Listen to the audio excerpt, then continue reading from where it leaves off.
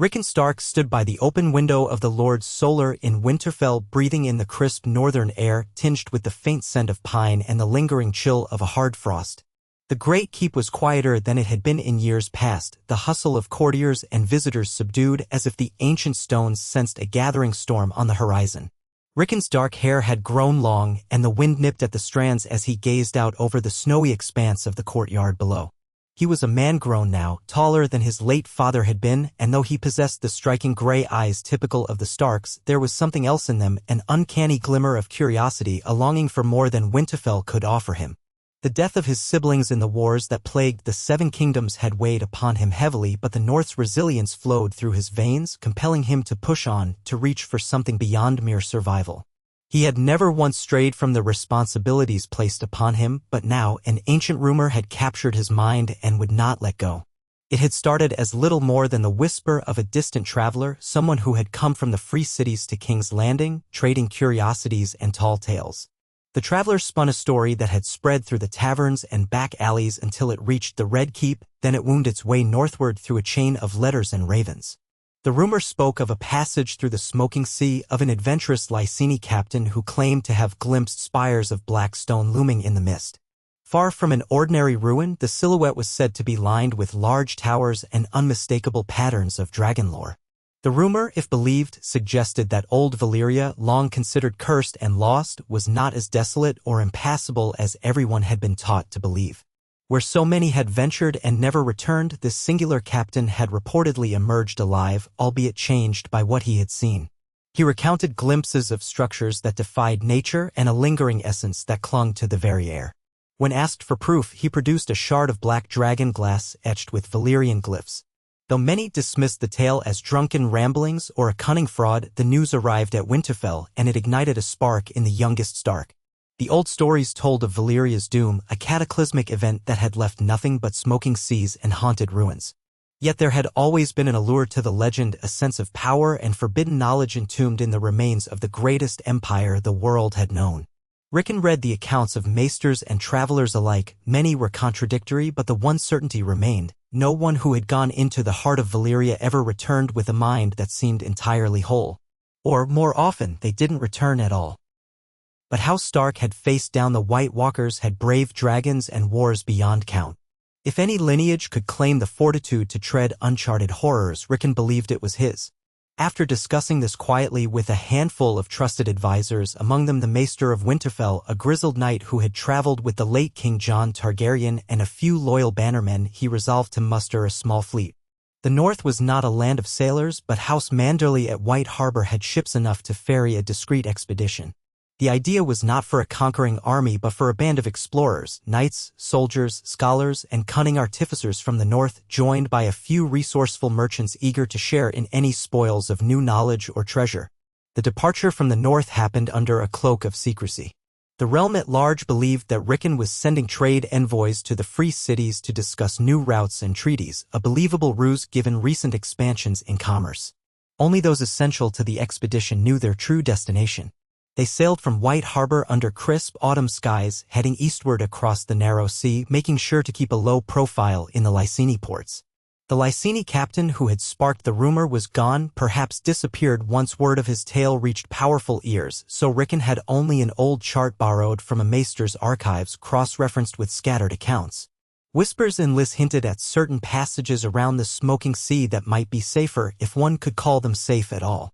As the fleet departed from Lys, it carried an anxious energy. The men and women aboard these ships had grown up on tales of dragons and the doom that had swallowed Valyria whole. Those with knowledge of the cataclysm recalled how it was said to be the wrath of the gods themselves unleashed.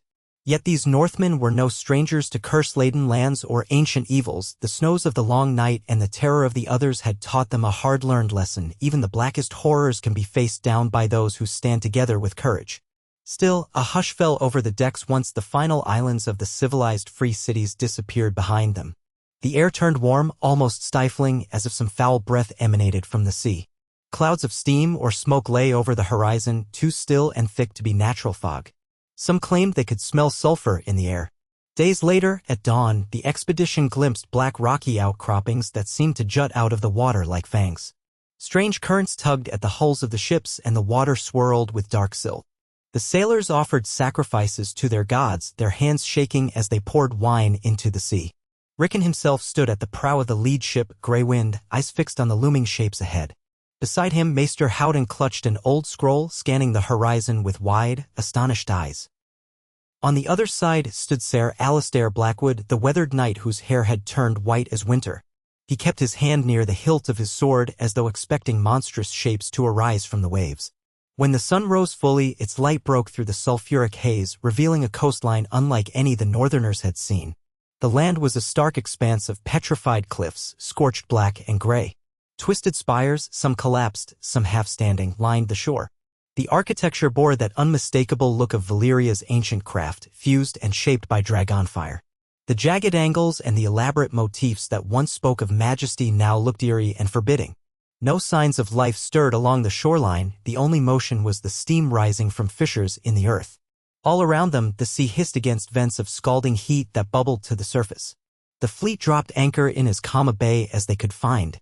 It was not truly calm. A powerful undertow threatened to dash the ships against half-submerged structures that lurked like black reefs. Tying their smaller boats carefully, the expedition prepared to land on the ash-strewn beach. Stepping onto Valyrian soil felt like walking into a dream of oblivion. The ground was firm but porous, and in some places, the weight of a boot caused cracks to form, releasing a small gout of vapor. The sky above was tinted a sickly yellow, streaked with the remnants of smoke. Even the wildlife was absent, no gulls, no crabs, only silence and the faint moan of the breeze. Many carried steel or obsidian weapons out of a superstitious notion that strange horrors might lurk in the deep caverns. Stark men had faced undead wights, dire wolves, and giant wargs, but this land seemed to carry a more insidious threat, a centuries-old malediction that had swallowed entire dynasties. Yet for Rickon, beneath the pall of dread, there was a flicker of awe. His ancestors had always held reverence for old stories, for ancient magic, but here he stood in the cradle of the Dragon Lords. Each step he took left footprints in ash that might have lain undisturbed for centuries. All the legends he had read, all the secrets whispered in the citadel's corners, those bits of knowledge that touched upon Valyria's glory were embodied in this forsaken ground. He could almost imagine seeing a living city layered atop the desolation, hearing the clang of hammers forging Valyrian steel, the roar of dragons overhead. But all of that had been wiped away in a blink of cosmic time. With wary discipline, the party advanced inland, guided by the half-intelligible scraps of old maps. Their goal was to locate a stable site suitable for a modest foothold. A remnant fortress, perhaps, or a temple that remained intact enough to shelter them from the searing winds. The black stone towers stood silent but ominous, their surfaces marred by cracks from the cataclysm. Some soared hundreds of feet into the air, defying the illusions of ruin. Others lay half-collapsed, bridging crevasses and forming narrow canyons. Whispers of shifting rubble sometimes sounded as though invisible watchers crept through the shadows. They passed the entrance of what appeared to be a long avenue, flanked by massive pillars carved into serpentine dragons that coiled in upon themselves. Every so often, bits of jagged glass could be found, flickering with tinted reflections in the sallow light. They camped near a collapsed forum that night, clearing away debris to pitch tents and fortify them with wooden stakes. Maester Howden examined the ground, tested the air quality, and scrawled notes into a heavy journal he kept by his side. He commented that the temperature fluctuated unnaturally, swinging from the oppressive warmth of midday to a chill that pricked the skin as soon as the sun fell behind the ruined skyline. Conversations were hushed as though the men feared their own voices would stir the sleeping curse. For the watch, they lit torches and braziers, and the flickering flames cast dancing shadows across the shattered columns. Rickon took a place at the center of the camp, silently wondering if any living eyes beheld their fire from a distance. The ghosts of Valyria, if they roamed, did not appear. In the days that followed, they explored further inland. Evidence of a once grand civilization lay everywhere, vast courtyards, scattered mosaics that shimmered even under layers of grime, and arched doorways leading into labyrinthine passageways beneath the ground. Sometimes they unearthed fragments of sculpture depicting dragon lords in all their regal splendor. At other times, they found melted lumps of metal fused to stone, remnants of the unimaginable heat unleashed by the doom. Rickon had tasked Maester Howden with cataloging everything. Beyond curiosity, there was practical purpose, perhaps a hidden store of knowledge survived, or even a forge containing the secret of Valyrian steel. Sir Alistair, the old knight, felt a growing unease. In quiet moments, he spoke to Rickon of strange impressions, footprints that he swore had not been there the day before, or the echo of voices at night. They never saw anything substantial, but the creeping sense of not being alone grew stronger with each passing day. Some men reported nightmares of scaly beasts with burning eyes prowling just outside the torchlight. Another swore he saw a figure draped in ragged robes slip between two pillars, but upon searching, they found nothing. Rickon remained determined, even while acknowledging a dull knot of apprehension forming in his stomach. Finally, after a week of cautious forays, they found it, a portion of an ancient citadel perched atop a basalt bluff overlooking a sulfuric lake. Its walls, though scarred by chasms and age, stood mostly intact, forming an oval perimeter around a central courtyard. The main gate was torn away, leaving a gaping arch, but the courtyard beyond showed signs of former magnificence. Stairs led upward to what might have once been a grand hall, the roof long gone. Yet enough remained of the foundation to see that it had been a seat of power or a stronghold for powerful families. Spiraling dragon motifs still decorated the walls, though blackened and chipped. The floor was made of fused bricks that glistened in a swirling pattern whenever the sunlight struck them at a slant. For Rickon, the place called out with the promise of discovery. Claiming it was a matter of principle, House Stark would be the first to lay a true claim to old Valyria since the Doom. The expedition set to work making the citadel their base. Skilled laborers and artisans who had joined under House Manderly's banner began assessing structural integrity. Wood was scarce. They improvised with what they could salvage from the ships and from small stands of twisted trees found near geothermal vents. They raised canvas awnings in the large courtyard, set up watchtowers at vantage points along the ramparts, and hoisted the dire wolf banner upon a makeshift pole high above the broken parapets. The sight of the Stark sigil, gray on white, fluttering amid the black ruin, was striking and oddly heartening. It was a statement of defiance against the gloom that men still lived, still claimed, still built. Within a fortnight, the expedition had established something akin to a functioning outpost. Tents and wooden structures ringed the interior, and the old halls were swept clear of debris. Rickon named it New Frostfire in honor of his dual heritage of the North's winter and the legendary Valyrian dragon flame. The men and women under his command spoke of it with pride, though some muttered that it would be a short-lived triumph if the rumored curses awoke. Yet morale improved as no immediate catastrophe befell them. They discovered small geothermal springs within the citadel's lower levels that provided hot water, albeit with a pungent smell of minerals. Maester Howden tested them to ensure they were not poisonous, and soon the men marveled at the luxury of warm baths in the heart of a ruin.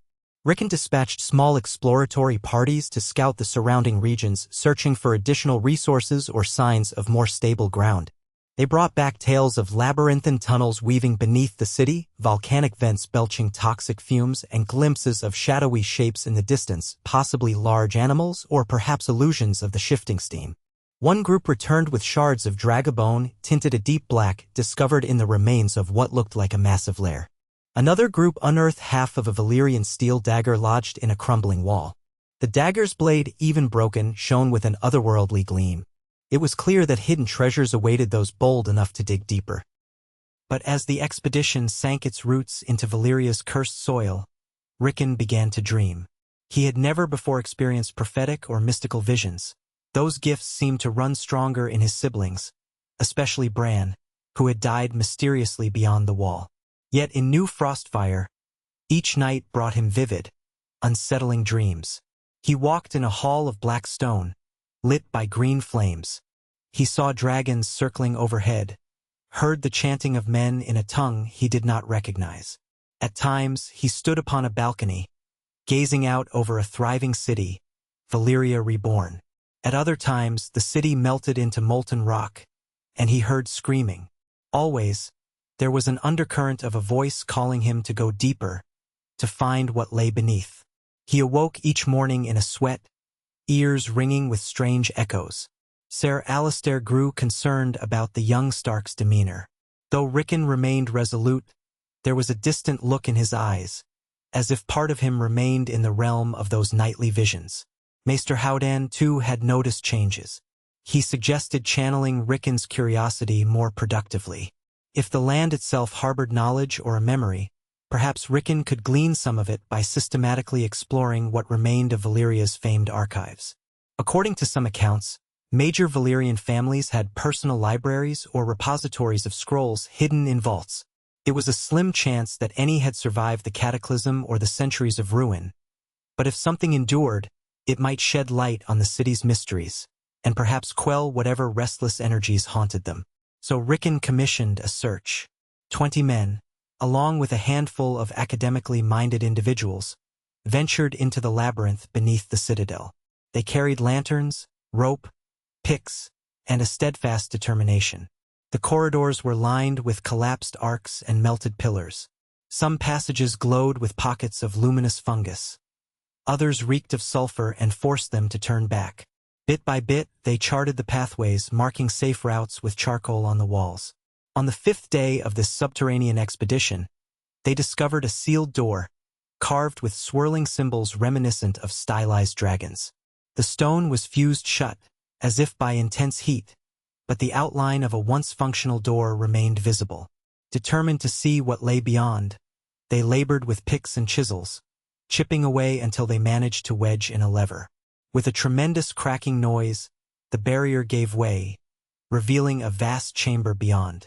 Their lanterns revealed shelves carved into the stone walls, lined with blackened shapes that might once have been scroll cases or codices. The dryness and heat of the interior had preserved some remnants of parchment. The find electrified the group. Written Valyrian knowledge was a rare commodity in the known world, especially from before the Doom.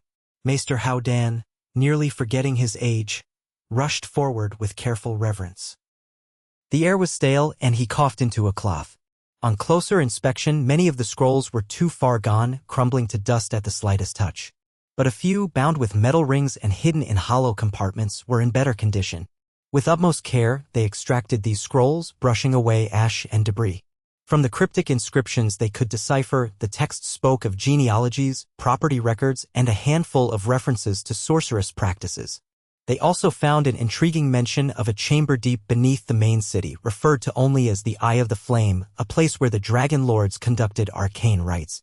If it still existed, it might hold the key to Valyria's greatest secrets or its darkest horrors.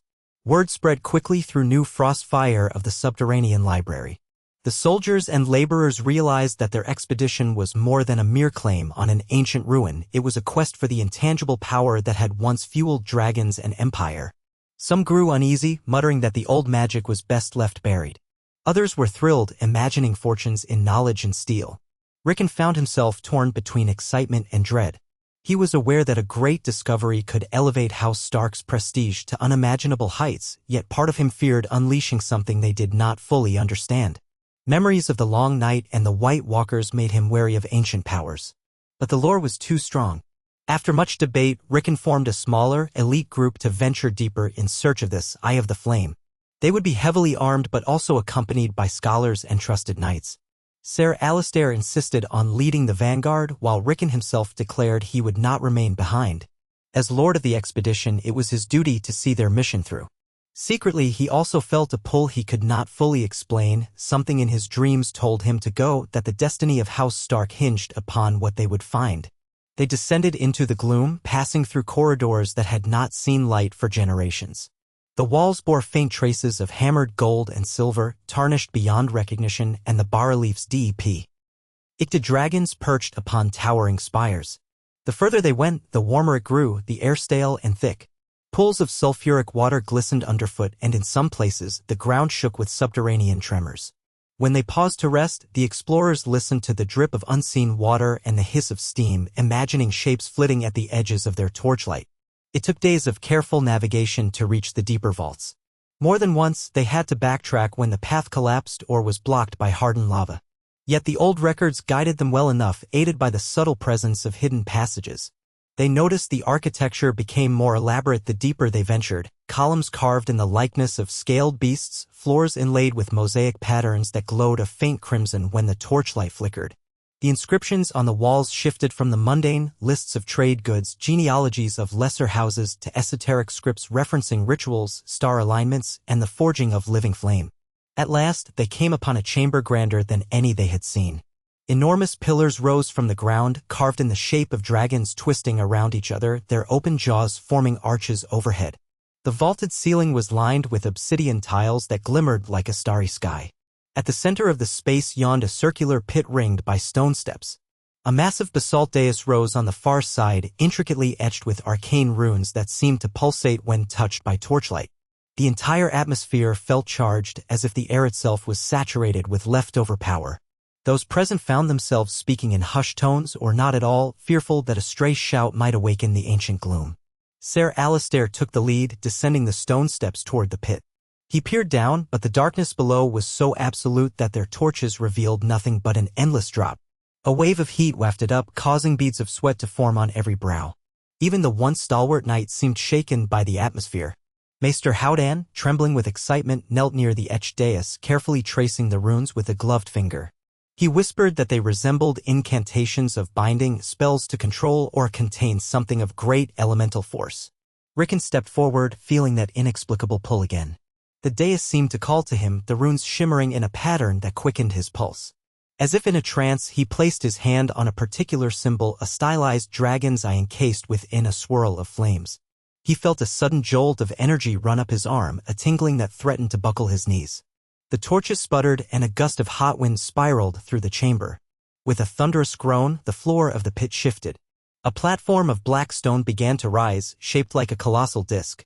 The watchers scrambled back, some drawing steel, unsure if they had triggered an ancient trap. The disc continued to ascend until it was level with the floor, revealing a recess at its center, an orb or lens of smoky crystal that flickered with internal fire. Surrounding it were braziers shaped like dragon claws, and each ignited spontaneously with a dull, greenish flame. Rickon's breath caught in his throat. He looked to Maester Howdan, whose face displayed a trembling awe. The Maester whispered one phrase, the Eye of the Flame. It was said in legends that the Valyrian sorcerer lords had harnessed the essence of fire magic through such focal points. Some historians believed it was related to how they bound dragons to their will, fueling the forging of Valyrian steel with spells. Now it pulsed before them as though newly awakened. The swirling patterns within the crystal orb were mesmerizing, and anyone who stared too long felt the edges of their sight blur. Amid the group, a hush of collective fear and fascination settled. One of the knights, a devout follower of the faith of the Seven, muttered a prayer under his breath, convinced they were trespassing on something unnatural. Ser Alistair approached Rickon, placing a cautious hand on his shoulder. "My lord," he said, voice unsteady, "we have found something beyond our understanding. We should return to the surface, consult the Maester, see if this can be destroyed or at least contained. Treading further might bring ruin upon us." Rickon nodded distantly. Part of him knew the knight was right. Another part of him felt compelled to remain. The orb's swirling colors seemed to beckon, promising knowledge, perhaps power. Visions of a restored Valyria, free of curses, flashed in his mind's eye like an echo of the dream he'd been having. The possibility that House Stark could harness some fraction of what the old dragon lords had commanded was intoxicating, but he forced himself to draw back, to recall the horrors that greed for power had unleashed in the Seven Kingdoms time and again. With a determined breath, he stepped away from the dais. "We return," he declared, "but we must guard this place." The journey back to New Frostfire was marked by a tension that pressed on everyone's spirits. Each twisting corridor seemed fraught with unseen watchers. Once or twice, the group heard guttural noises echoing from deep passageways like distant roars or groans of the earth itself. Every footstep felt heavier, every breath labored in the stale air. When they finally emerged into the citadel's upper levels, the dull daylight felt like a blessing. But their relief was tempered by the realization that they had tapped into something far greater than they could handle. In the following days, rumors spread among the expedition about the Eye of the Flame. Some men insisted that meddling with it would bring a second doom upon them, that dragons would rise from the ashes to rend them apart. Others speculated that unlocking the orb's secrets would grant them the strength to reforge Valyria. A few, silent and grim, simply went about their tasks, uneasy about the entire endeavor. Rickon convened a council in the ruined Great Hall where he, Ser Alistair, Maester Howdan, and the leaders of the exploring parties discussed next steps. The debate was fierce. "Burn it," said one of the more superstitious knights. "Seal the tunnels. Let that vile magic lie." "That may not be enough," Maester Howdan cautioned. "If this artifact survived the doom, simple fire or rubble may prove insufficient to destroy it." Ser Alistair added, "We could leave. Abandon Valyria for good and warn others. The knowledge we've gained is enough to prove that such places exist. There is no need to risk everything." But Rickon sat quietly, gaze distant. After a pause, he spoke. "We came here to rediscover the lost world of the Dragon Lords. If we leave now, every step we've taken, every life we've risked, might be for naught. The Eye of the Flame may be dangerous, but so was the threat of the White Walkers. Did our ancestors shrink from that fight? This too is a test. If we master it, if we can remove Valyria's curse or harness its knowledge, think of what it could mean for the North, for all of Westeros. We cannot turn away from this destiny, not after coming so far. A heavy silence filled the hall. Torchlight flickered across the grim faces of those present. No one wanted to stand against their lord openly, yet they all felt the latent dread. Finally, Ser Alistair bowed his head. "I will stand with you, my lord. I only beg that you act with caution." Rickon nodded. "We'll seal off portions of the underground labyrinth to control access to the orb. We'll study it carefully in increments to see if it can be safely removed or if it holds knowledge we can record and share without letting it corrupt us. No man shall go below alone, and each group must have at least one sworn knight and one maester-appointed scholar." Agreed. They agreed, albeit nervously. And so began a rigorous operation to manage the artifact they had found. The Eye of the Flame was approached only by small teams. Maester Howden performed measured observations trying to translate the runes around it. He discovered references to binding the living flame, blood of the dragon, and ominously, the great sorrow undone. The text hinted that the cataclysm might have been inextricably tied to the orb's misuse or some larger ritual gone awry. Meanwhile, House Stark's explorers carved new passages, reinforcing walls to prevent unexpected collapses. The orb glowed softly, pulsing with what seemed like a heartbeat of fire. While the surface outpost settled into a routine, the nights brought darker omens. Some men reported hearing disembodied whispers. Others felt eyes upon them, though no intruder was ever seen. A few soldiers grew ill with fevers and delirium, raving about scaly beings crawling out of vents in the night. One morning, a laborer was found sprawled near the edge of the citadel's wall, babbling about hearing voices calling him to jump. His eyes were bloodshot and his skin burned to the touch. No physical cause was evident. Rickon himself felt the orb's hold grow stronger in his dreams. Visions of a great blazing serpent coiled around the city haunted him, hissing in a voice that seemed to speak in ancient Valyrian. At times, he would awaken with words on his lips he did not remember learning. He confided in Maester Howdan, who advised caution and recommended certain herbal drafts to calm the mind. But the Maester also confessed that Rickon's attunement to the orb might be more than mere coincidence. The old lore suggested that certain bloodlines could resonate with Valyrian magic, especially Targaryens. Yet House Stark held no such legacy, or so the world believed. Rickon's half-sister had been a Targaryen if one believed the whispers about Jon. Could that have left a faint echo in Rickon's blood? The Maester could not be certain, but the possibility troubled him. One evening, a minor quake shook the citadel. Stones tumbled and dust rained down from ancient ceilings. Alarmed, the men rushed to secure the outpost. A few sections of the labyrinth collapsed, trapping a small party. By the time rescuers reached them, 2 men were dead, and another babbled that the orb's pulse grew stronger. Meanwhile, scouts reported seeing odd lights in the night sky, like streaks of greenish fire high above. Word of these omens spread, rekindling arguments that they should leave Valyria before its curse claimed them all. Still, Rickon held his course. He sent ravens back to the north, though the smoking sea's foul airs disrupted many of their flights. He received only sporadic replies, mostly from Lord Manderley asking for updates on the trade mission. At times, Rickon suspected that the realm might be unaware of their peril or believed it an exaggeration. He pressed on, determined to achieve a breakthrough that would justify all they had risked. At last, after weeks of careful study, Maester Howdan approached Rickon with a revelation. The inscriptions around the orb described a ritual that once allowed the Valyrian dragon lords to commune with living flame, claiming an aspect of its power. This was done not merely by Targaryen-type families, but by those who possessed certain ties to the old blood. The text also hinted that if properly performed, the ritual could purify the land, quell volcanic disruptions, and perhaps even lift the lingering doom. However, it required a bond of blood, someone willing to stand at the heart of the flame unafraid. It sounded dangerously like a sacrifice, though the Maester was not entirely sure. Rickon felt a surge of hope followed by a wave of dread. Was he to attempt such a rite? Could it even succeed after so many centuries? He gathered a select few in the newly reinforced chamber where the orb stood. Ser Alistair, Maester Howdan, and 3 of the bravest knights. The orb glowed steadily, the swirling lights within forming shapes reminiscent of serpents or dragons. The braziers around it flickered with greenish flame. The Maester, parchment in hand, explained as best he could.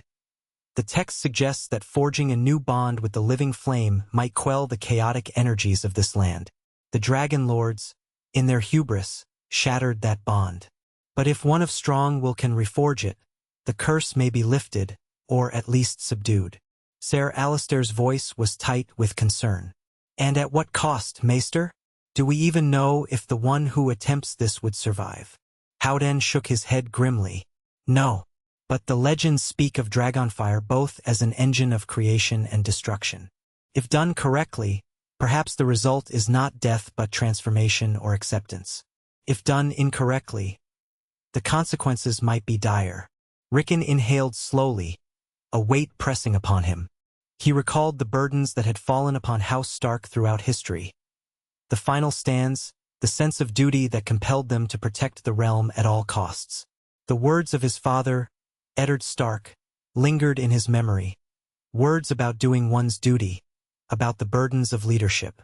Even though Rickon had been young when his father died, the North remembered Ned Stark's honor. Now, in this forsaken place, Rickon felt that legacy stirring in him. I will try, he said quietly, meeting Ser Alistair's alarmed gaze. If this can heal old Valyria, or at least allow us to remain here safely, it's worth the attempt. If I fail, then you all must leave, bury this place behind walls of stone, and never look back. A tense hush followed. Maester Howden began to outline the steps of the ritual as best he could interpret. It involved standing upon the central dais, offering a drop of blood onto the orb's surface, and reciting certain phrases in High Valyrian. The braziers would flare. If successful, Rickon might experience a communion with the flame. In theory, it was akin to how the Targaryens had commanded dragons, forging a mental and spiritual link. But to do it with the raw essence of Valyria's magic was uncharted territory. That night they prepared. The chosen watchers formed a circle in the chamber, armed not so much with weapons as with readiness to drag Rickon away if something went horribly wrong. The orb flickered, as though anticipating the event.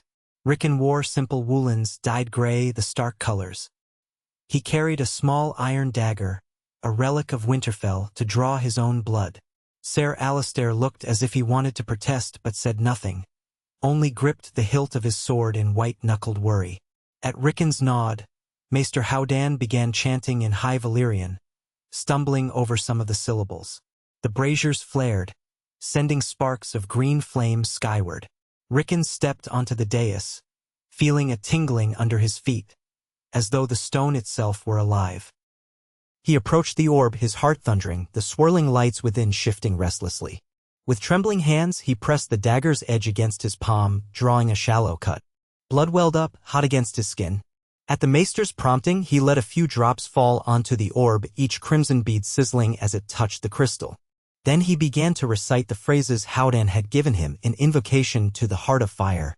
The orb blazed suddenly with a brilliance that forced everyone to shield their eyes. The braziers roared higher, the green flames turning gold at the edges. Rickon felt a surge of heat envelop him as if he were standing in the heart of a furnace. His clothes didn't burn, but he gasped at the intensity, struggling to keep his eyes open against the blinding light. Within the orb, shapes writhed: dragons, serpents, or perhaps forms of raw flame. They coiled around a central point that glowed like a miniature sun. Rickon's knees buckled, but he forced himself to remain standing, reciting the invocation as best he could remember. The heat pulsed deeper, beyond mere physical warmth, like a fire in his veins. It reached into his mind, unveiling an endless sky of fiery constellations. Time stretched. Rickon saw himself on a high mountain peak, a great black beast coiling around him. He heard voices chanting in a long-dead tongue. In another instant, he was in the crypts of Winterfell, hearing the ghosts of his ancestors whisper that he must not falter. Then a sudden, excruciating pain knifed through his chest as if he had been pierced by molten steel. His vision blurred and darkness threatened to consume him. But amid that darkness, he sensed a presence, immense, ancient, and burning. It was as if the living flame recognized him. A wordless exchange took place, fleeting yet profound.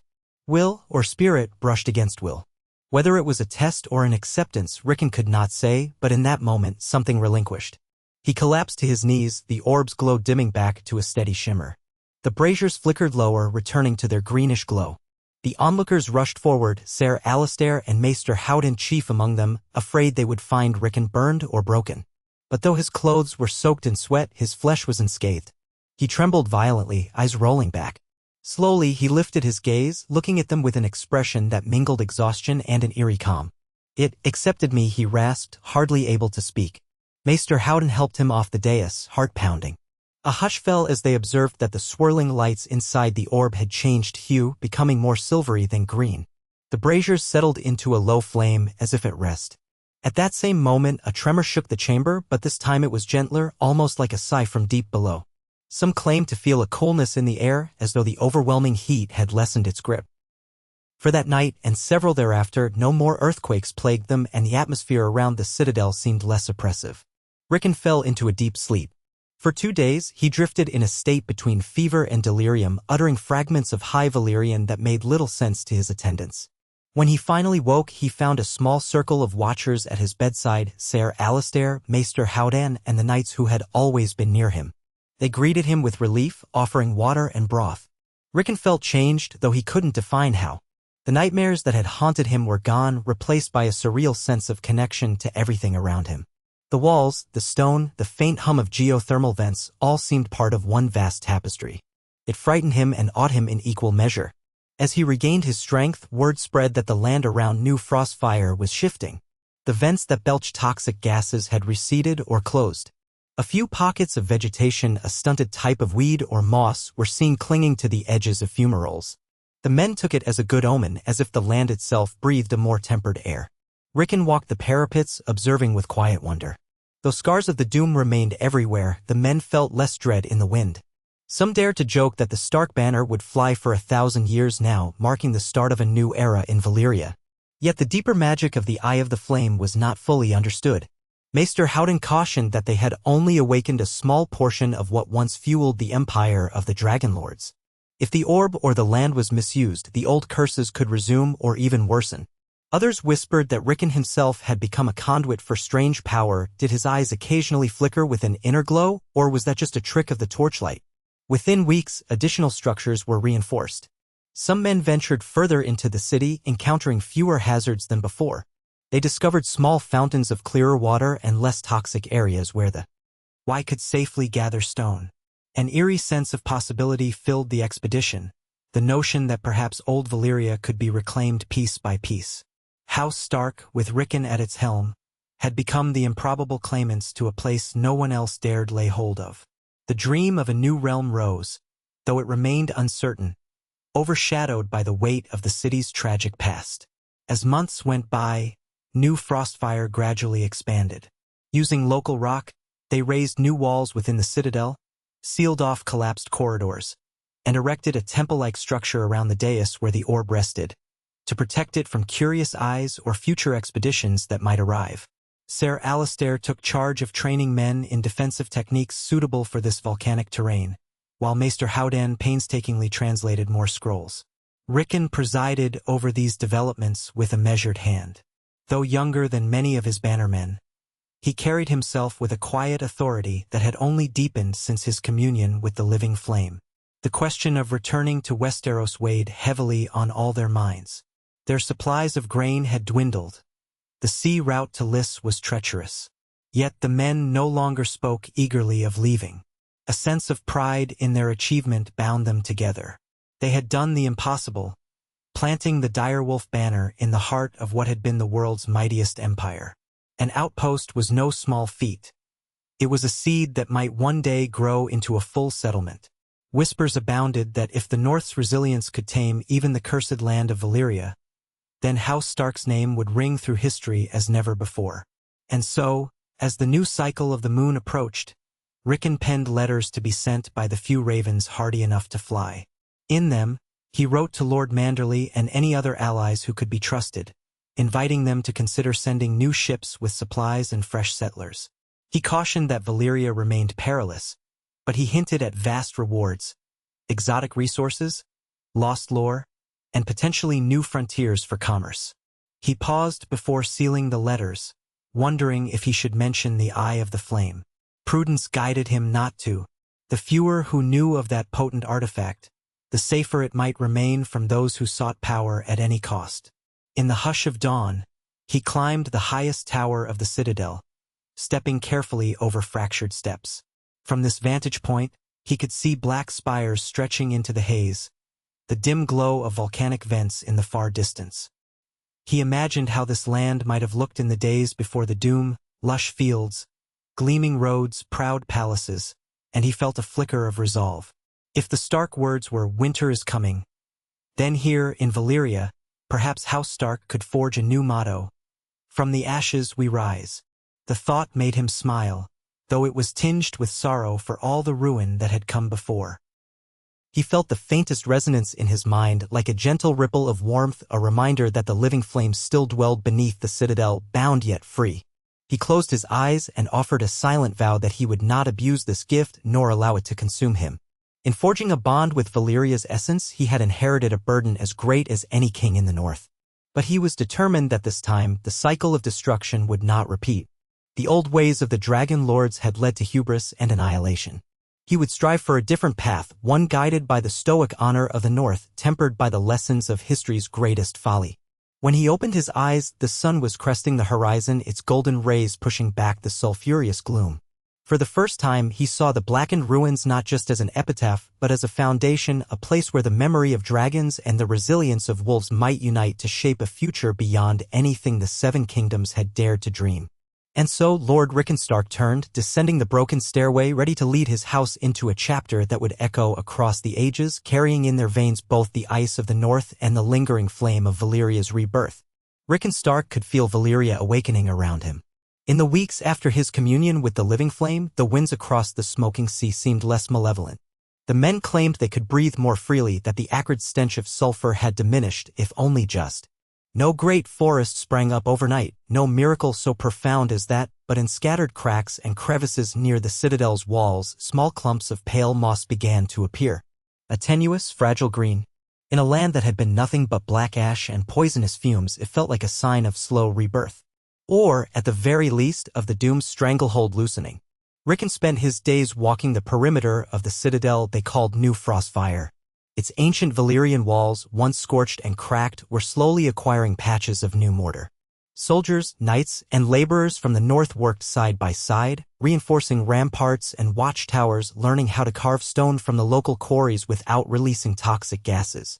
He admired their unwavering commitment. They were Starks and men of the north in spirit, even if some hailed from the Manderley domain or from smaller houses that had joined under Rickon's banner. Their sense of unity amazed him. They had, in a sense, built a new community upon cursed ground. In the early morning light, he would climb what remained of a shattered tower to watch the sunrise. Clouds hung perpetually in the distance, tinted gold and red by the volcanic haze. He took it all in with a calm born of acceptance. This was his domain now, however strange and unpredictable. The eye of the flame pulsed below ground, an artifact he had awakened, a living memory of Valyria's fire magic. He had no illusions about the risks. He remembered the searing pain that had burned through his veins when he touched the orb. Still, he believed this fragile truce with the land could last if he continued to act with restraint and respect. He found he could sense the orb's presence even without standing near it. If he closed his eyes and concentrated, he caught flickers at the edges of his mind like gentle pulses of warmth. Sometimes he thought he heard whispers, but they never fully formed into words. Whenever these sensations grew too strong, he forced himself to think of Winterfell's godwood, of his father's voice, of the stark quiet of a snow-covered yard. The memory of the north was his anchor, keeping him from sinking into the intangible depths of Valyrian magic. One cool evening, though here, cool meant only slightly less oppressive, Rickon and his advisors gathered around a large table in the great hall that the laborers had cleared of rubble. Torches flickered against black stone walls. The furniture was mismatched, salvaged planks nailed into something like a table, battered chairs brought from the ships, and a single Valyrian basalt throne that Rickon refused to sit in. It was grotesque in shape, carved with serpentine dragons. For him, the seat of the Lord of Winterfell would always be the simple dais in the great keep back home. Maester Howden was hunched over a map of Valyria, painstakingly pieced together from the scrolls they had found and from the expedition's own surveys. The older man's eyes gleamed with that scholarly fervor Rickon had seen too often of late. Beside him stood Ser Alistair Blackwood, arms folded over his chest. Ser Alistair's hair had once been black, but age and worry had turned it white, and his face bore new lines from the endless tension of this place. Next to them were three other figures, knights who had distinguished themselves in the exploration of the labyrinth. Ser Harold Slate, a quiet, broad-shouldered man known for his unwavering discipline, Ser Jonah Lightfoot, who moved with surprising agility for a knight and had a knack for noticing small details others missed, and Lady Maria Manderley, daughter to one of the Manderley cousins who had insisted on joining the journey for glory, and perhaps to evaluate possible trade routes. Maester Howden tapped the map. Here's our citadel, New Frostfire. His finger traced a ring on the western edge of the old Valyrian peninsula near the Smoking Sea. And we have begun surveying outward for some leagues. As you can see, the old roads are destroyed in many places, but they follow these lines to what were once important hubs. This location, he pointed to a cluster of markings, is presumably the site of a grand foundry. The texts suggest it may contain knowledge of forging or refining metals, possibly even insights into Valyrian steel. And here, he moved his finger southwest, we suspect was a seat of one of the Dragonlord families. I've translated references to House Rhaegon, though that name doesn't appear in modern records. They might have been lost entirely during the Doom. Ser Alistair gave the maester a hard look. Exploring more ruin means taking more risks. We be venturing farther from our supply lines. My lord, he added, turning to Rickon, we have a foothold here, but we're still precarious. Are we certain we have the men to spare for venturing so far? Rickon considered the question before answering. If we want to secure a permanent presence, we need resources. Right now, we can't grow enough food here to sustain ourselves. We rely on shipments from Liss or from White Harbor. That's not sustainable. If there are secrets about forging or about shaping this land so it's more habitable, we should at least investigate. He felt a twinge of uncertainty, but pressed on. We can't let fear paralyze us. We've come this far. This was once the greatest civilization in the known world. Surely there's more to glean than just scraps of old stone. Lady Maria nodded. My father would be keen to know if we can uncover any methods for cutting down shipping costs or establishing a safer harbor. Right now, every time we sail in, it's a gamble with the Smoking Sea's cursed waters. She brushed back a stray lock of her brown hair. If the foundry is near any workable coastline, we could set up a secondary outpost. That might be well worth the risks. Maester Howden's voice turned wistful. Imagine if we rediscovered the secrets of Valyrian steel. Not just scraps, but the actual forging techniques. No blacksmith in Westeros truly knows how it was done. We simply reforge old blades. If that knowledge is hidden in one of these foundries, it would revolutionize everything. Ser Harold Slate glanced around. With respect, we also know the horrors that unleashed. The Targaryens and the Dragon Lords before them were too powerful for the good of the world. Sometimes these secrets are better left alone. Rickon met the knight's wary gaze. We won't use them to conquer or dominate. I don't intend to become a second Valyrian empire. But knowledge can be used for defense, for building. The key is how we choose to wield it. He paused, letting the tension settle. We'll send a small expedition to investigate. If the ruin is too hazardous, if the men see signs of monstrous creatures or the land itself threatens them, they'll return. Ser Harold, I trust you to lead them. The knight accepted with a grave nod. Aye, my lord. I'll see it done. We'll take a handful of scouts and enough supplies for 2 weeks. If we're not back by then, assume the worst. They made their preparations swiftly. A detachment of 10 men, including Ser Harold, 2 other knights, a few scouts, and a pair of scholars under Maester Howden's guidance, left at sunrise the following day.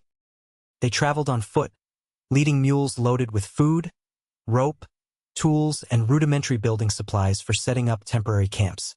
Rickon and the rest stood at the gates of New Frostfire to watch them depart, the morning light turning the black stone walls a dull gray. In his heart, Rickon felt both hope and unease. Every foray deeper into the peninsula tested the fragile alliance. He seemed to have forged with Valyria's spirit. He prayed that, whatever they discovered, it would not awaken further horrors. In the meantime, life at New Frostfire settled into a routine of sorts. The outpost housed around 200 souls now. Soldiers, laborers, scholars, a handful of craftspeople, and a few adventurers lured by the promise of treasure. They rose each day to work on reinforcing walls, digging latrines, gathering meager edible roots from volcanic soil, and exploring the labyrinth beneath the citadel in controlled, cautious expeditions. Some tried to cultivate small gardens in raised beds, using soil imported from Liss or the north, though the unnatural heat and swirling ash made it difficult.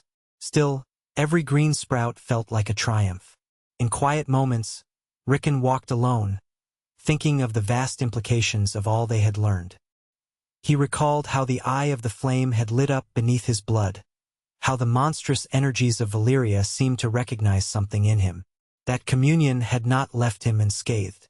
At night, He still dreamt vividly of dragons swooping over a city of shining black towers, or of a great serpentine presence coiled within molten caverns.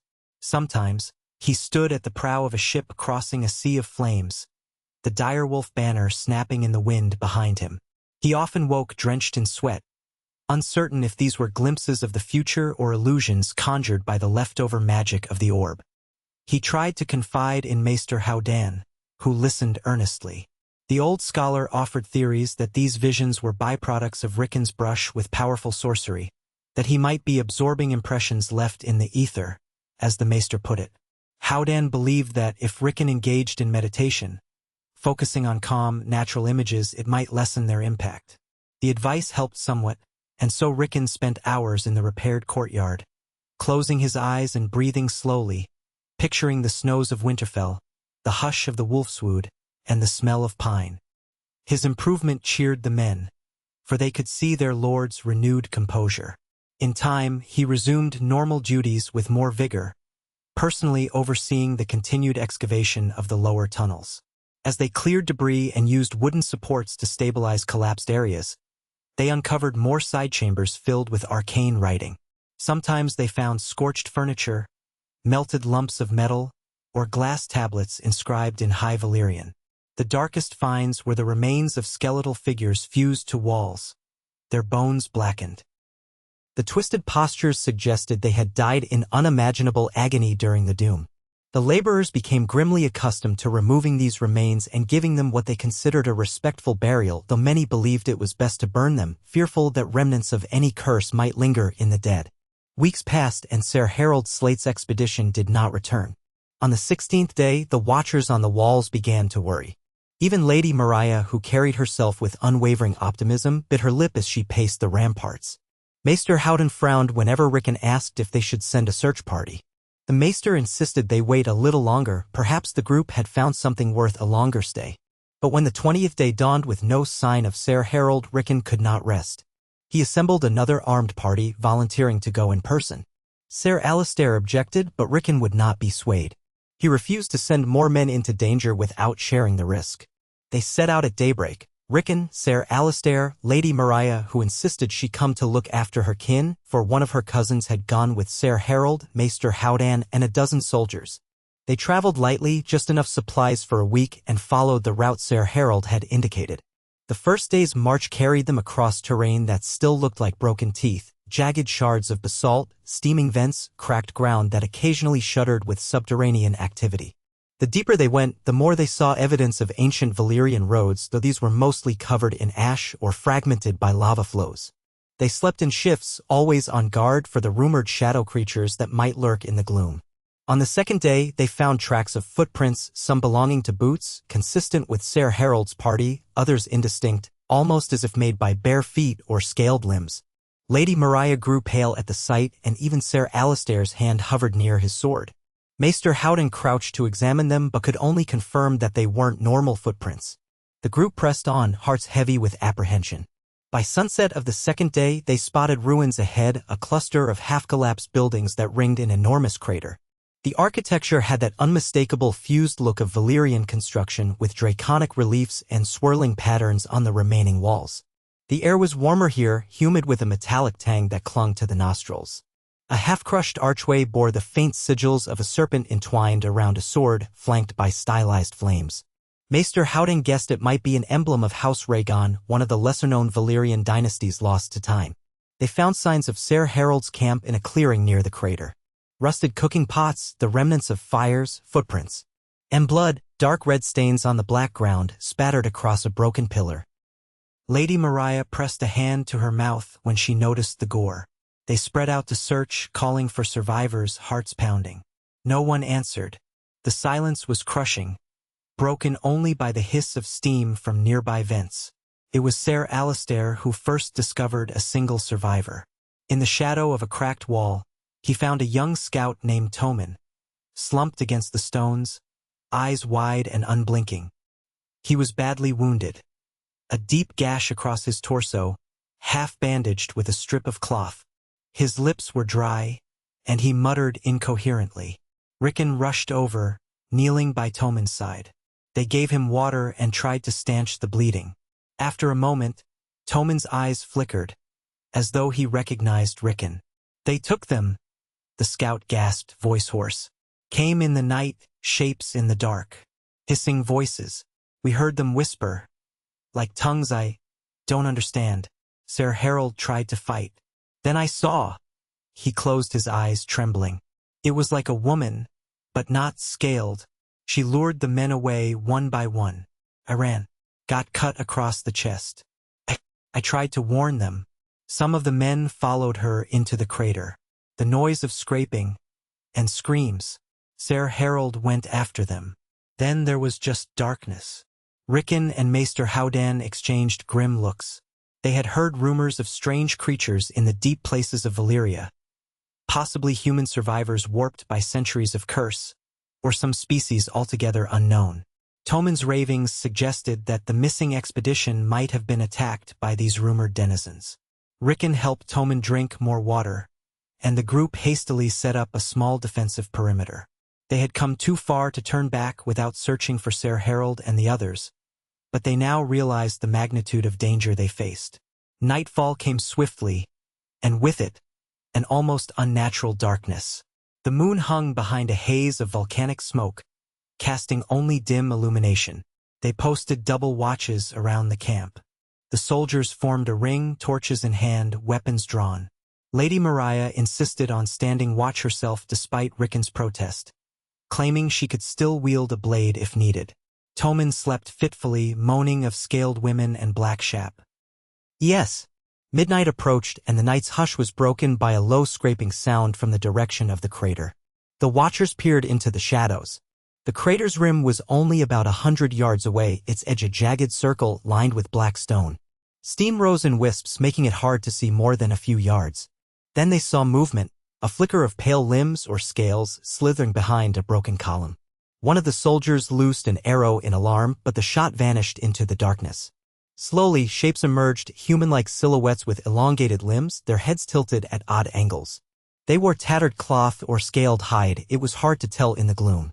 A hissing whisper swept across the clearing. Rickon's heart pounded, but he forced himself to stand tall, sword ready. The watchers raised their torches high, revealing glimpses of glimmering scales on pale flesh. There were half a dozen of these creatures, perhaps more concealed in the deeper shadows. They did not charge, but they began to circle, their movement eerily coordinated, almost predatory. In the torchlight, Rickon saw one of them more clearly, a face that might once have been human, now contorted, the cheekbones pronounced, the eyes large and dark. A faint pattern of scales covered the neck and shoulders. The mouth parted to reveal pointed teeth. She, if it was indeed a woman, stared at Rickon, unblinking, as if puzzled by his presence.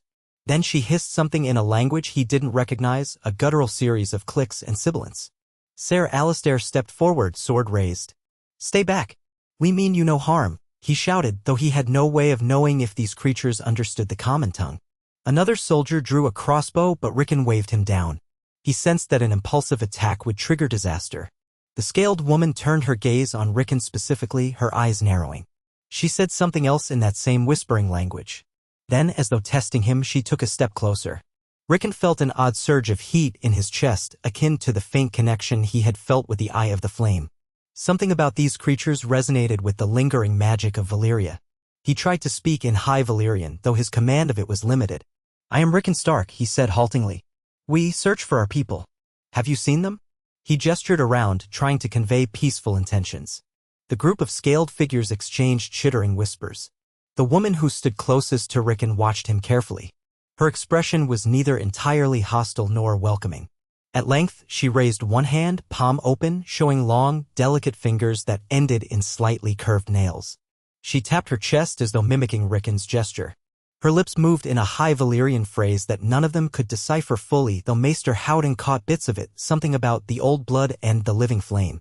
The tension hung thick in the air. Then a sudden cry rang out behind Rickon. One of the soldiers had glimpsed another of the creatures creeping closer to the sleeping scout, Toman. Fearing an attack, the soldier rushed forward with a raised torch, shouting. The creature hissed, baring its teeth.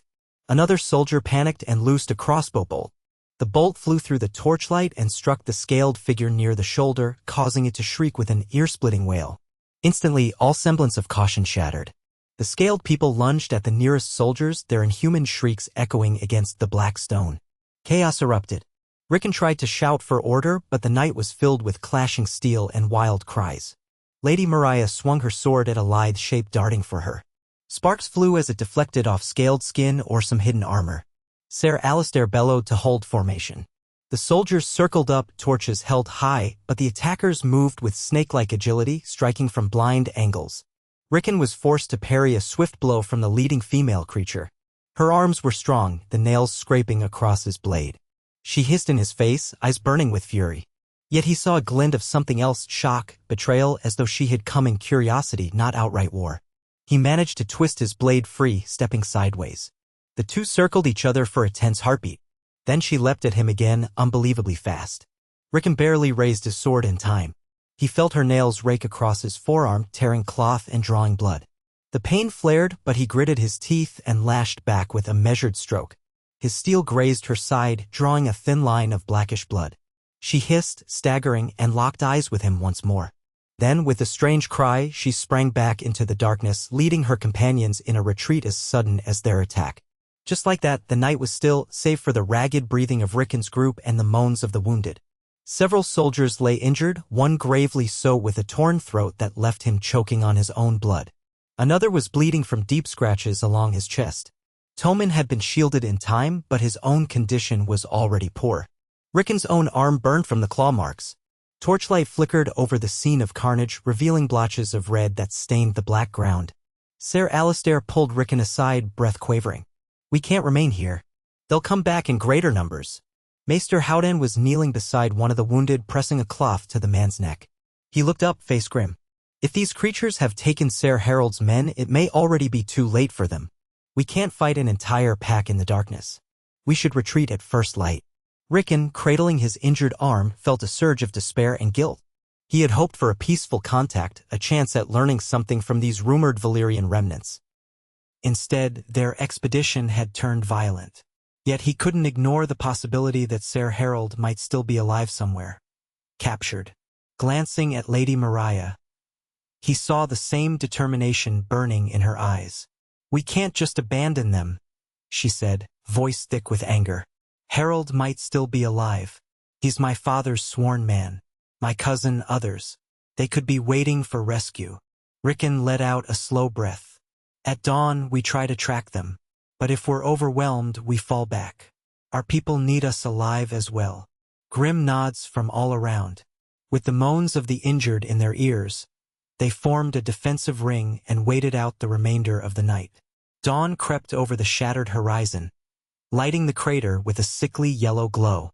Steam rose from cracks, and the air shimmered with heat.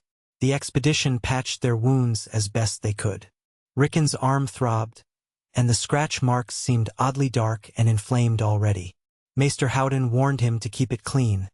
No telling what strange infection might fester from those claws. Rickon nodded, swallowing some bitter herbs the maester offered. They advanced toward the crater's rim, peering over the jagged edge. Within was a scene straight out of a nightmare. The ground sloped down to a wide basin lined with steaming vents, and at the center lay what looked like a massive sinkhole, ringed by black stone columns. The entire basin was dotted with unnatural lumps. Some might have been ancient structures or collapsed tunnels, but all half buried under molten rock flows from some past eruption. A haze hung in the basin, making everything appear in shifting shadows. They spotted a narrow trail winding along the crater's interior slope. Here and there, faint footprints, human or otherwise, marked the ground. Rickon led the way, gripping his sword in one hand, the other pressed to his bandaged forearm. The air was stifling, every breath hot and foul. Once or twice, he felt the strange warmth in his chest flare, as though reacting to the environment. Could the orb sense this place even from afar? Could these scaled people be linked to that same flame? He pressed on, mind racing. Partway down, they found signs of a struggle. Dropped weapons, more blood, a discarded pack. Lady Mariah recognized it as belonging to her cousin. She knelt and picked it up, biting her lips so hard that Rickon thought she might draw blood. The group pressed on more cautiously. Then, at the bottom of the slope, they discovered an entrance to a tunnel, an ancient doorway framed in ornate Valyrian carvings, half collapsed and covered in ash. Surrounding it, as though on guard, lay a scattering of bones, human bones, some old and some disturbingly fresh. The soldiers exchanged wary glances. None wanted to enter, yet they had come too far to turn back. Rickon pointed ahead, and they ventured inside, torches held aloft. The tunnel twisted downward, a spiral carved into black stone. Strange glyphs etched the walls, reminiscent of dragons coiling around humanoid figures. At intervals, they passed doorways leading into crypt-like chambers. Some were filled with debris, others with stale pools of water or heaps of molten rock that had cooled into bizarre shapes. Their torchlight revealed scuttling insects or reptilian creatures darting away. The deeper they went, the more a sense of dread pressed upon them. It was as though they were trespassing in a labyrinth older than the doom itself. After a half-hour of cautious descent, they emerged into a large cavern lit by a faint orange glow. Molten rock flowed through channels in the floor, casting flickering shadows across the walls. Towering columns of basalt rose to a vaulted ceiling, and in the distance, they heard water dripping. But more alarming was the sight of figures moving among the columns. Dozens of them. Some knelt around a molten pool as if in prayer, others stood in clusters. Their pale, scaled skin reflected the molten glow. The hiss of their whispers echoed softly. Rickon and his party ducked behind a fallen pillar, breathing hard. Maester Howden peered around the edge, hands shaking. "Gods above," he breathed. "There must be 40 or 50 of them." Ser Alistair's expression was grim. "We can't fight that many. Look to the left, there's a structure, an altar maybe. People? Are those Ser Harold's men?" Following his gaze, Rickon spotted shapes bound to upright stakes near a dais-like formation of rock. They were too far to identify clearly, but the sight confirmed their worst fears. The missing expedition had indeed been captured or killed. Lady Mariah closed her eyes, forcing herself to stay calm. "We have to try to help them. But how?" Before Rickon could answer, the entire cavern fell silent. The scaled figures all seemed to pause in unison, heads tilting as though they sensed something. The hush was so sudden that Rickon feared they'd been spotted. But instead, the crowd parted, making a pathway for a figure approaching from deeper within the cavern. This newcomer was taller, draped in a cloak of some glimmering material that resembled snakeskin. He, if it was a he, had a regal bearing and wore an ornate headdress that framed a narrow, scaled face. At his side slithered another, smaller being, its scales tinted a coppery hue. They walked together toward the altar, where the captives hung. Rickon felt a jolt of alarm. The tall figure stepped onto the dais, turning to address the gathered group in a sibilant voice. He raised his arms, and the coppery creature approached one of the captives, who began to moan weakly. Even from this distance, Rickon could see the man was still alive, though barely. A soldier's tabard, northern in style, hung from his shoulders in tatters. Lady Mariah inhaled sharply. "That's Ser Harold's coat of arms," she whispered, pointing to the battered crest of House Slate. Without warning, the coppery figure raised a knife-like claw and slashed across the captive's arm, letting blood spill into a bowl carved from obsidian. The man let out a ragged scream. The scaled crowd hissed in a chorus. The tall figure recited what sounded like a chant, and the orange glow of molten rock flared momentarily brighter as though responding to the blood. Ser Alistair clenched his jaw, face darkening with anger. "They're sacrificing them, or performing some sort of foul ritual." Rickon felt bile rise in his throat. He remembered the references in Valyrian lore to blood mages and abominations that practiced dark arts. His original hope of forging a peaceful bond with these survivors seemed distant now. "We have to stop this," he muttered. "If any of them are alive, we have to act. Ser Alistair, gather as many crossbows as we can. If we strike swiftly, we might free at least a few. Then we run. If we linger, we're dead." The watchers nodded in grim agreement. Quickly, they prepared. A handful of soldiers took up vantage points behind pillars, crossbows loaded. Lady Mariah readied her sword, tears threatening to spill at the thought of her cousin. They lit extra torches, passing them around. The plan was simple: strike from a distance, create confusion, charge for the captives, then retreat through the tunnel. It was desperate, but they saw no other chance. Rickon gripped his sword, ignoring the throbbing in his arm. Maester Howden set a trembling hand on his shoulder. "Be careful, my lord," he whispered. "I fear these creatures command more than brute strength. They live among these molten flows. They must know some dreadful magic."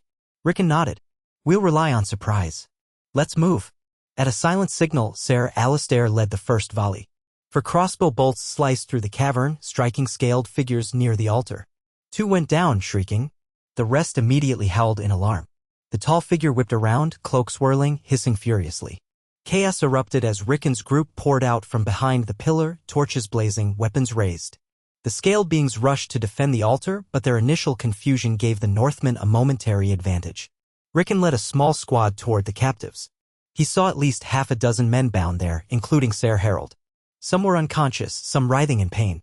Dark blood stained the stone beneath them.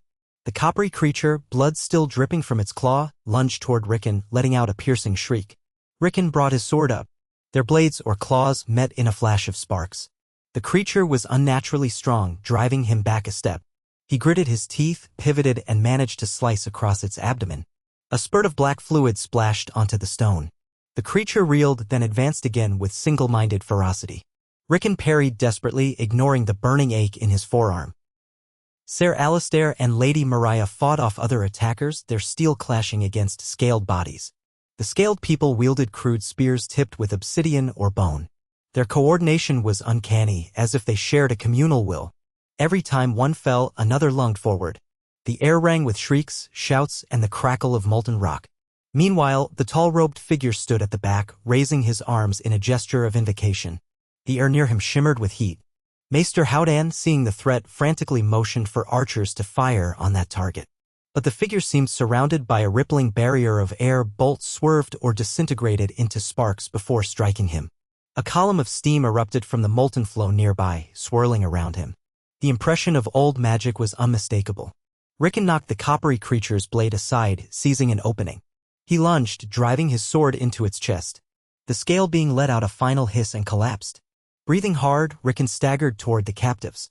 He spotted Ser Harold, bloodied but conscious, strapped to a stone post. With a swift slash, Rickon cut the ropes binding the knight's wrists. "Harold," he panted. "Can you stand?" Ser Harold coughed, nodding weakly. "I thought I was done for." He stumbled to his feet, wincing. Blood trickled from his arm and side. Nearby, a soldier hacked away at the restraints of another captive. 3 men were definitely dead, their throats slashed. 2 more were barely alive, moaning in agony. Lady Mariah rushed to her cousin, who seemed delirious but still breathing. The tall-robed figure hissed, and the scaled throng began to press in, forming a semicircle of spears and claws. Ser Alistair regrouped the remaining soldiers, forming a desperate shield wall.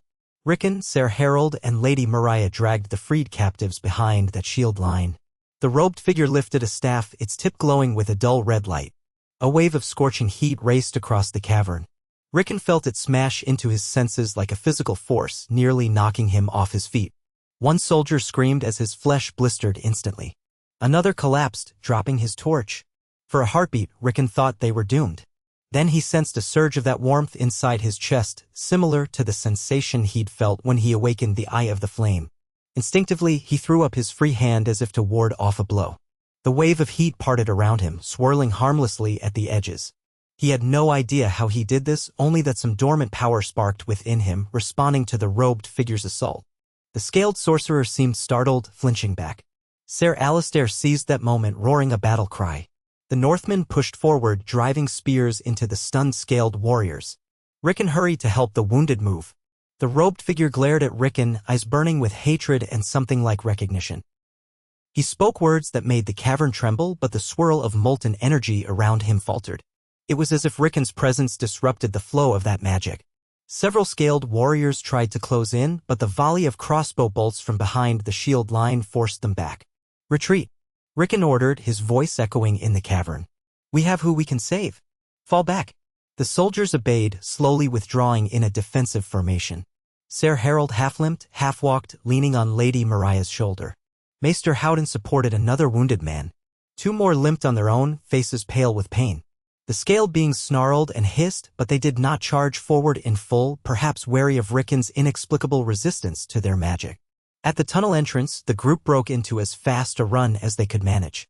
The screams and hisses behind them reverberated off the walls, but no pursuers emerged. Perhaps the creatures feared a trap or needed to tend to their own. Either way, Rickon and the others reached the crater's edge under the harsh daylight, panting, sweating, hearts pounding.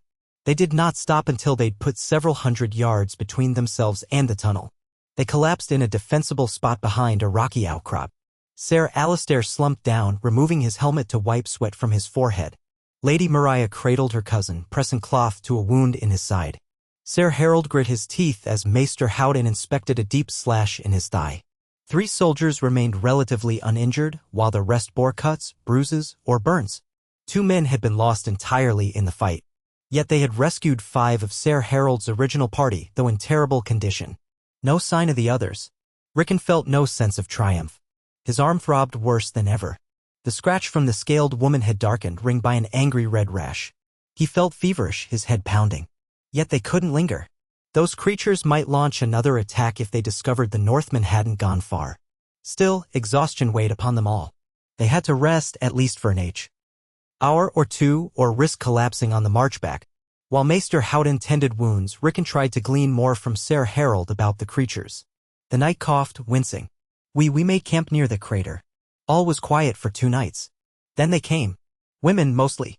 They whispered in a language none of us understood. They coaxed 2 men away in a trance. By the time we realized what was happening, it was too late. We tried to fight. Some men screamed that they saw illusions of lost loved ones or the promise of gold. I don't know. They seized us and dragged us underground. That's all I remember until you came. Rickon frowned. They can manipulate illusions or get inside our minds somehow. Gods. He thought of how he had partially blocked the robed figure's magic. Could the Eye of the Flame's power be influencing him? He didn't want to dwell on it, but it was an unavoidable question.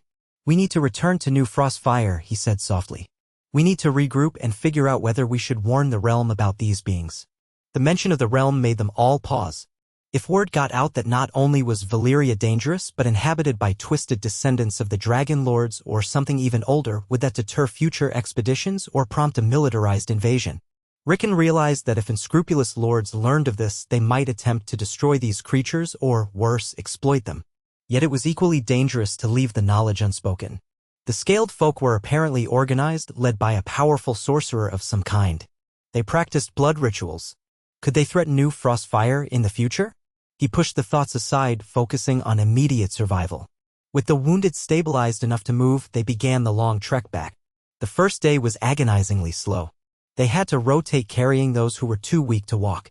Lady Mariah proved her mettle, refusing to rest for more than a few minutes at a time, determined to see her cousin safe.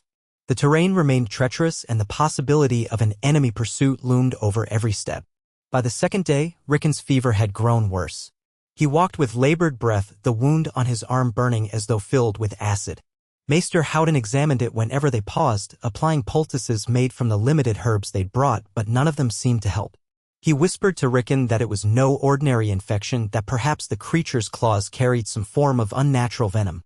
Rickon brushed off suggestions that he ride one of the mules. He had to remain at the front to keep his men moving.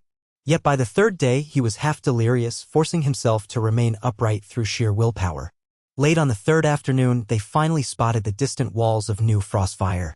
The watchmen on the parapets cried out in relief, rushing to open the gates.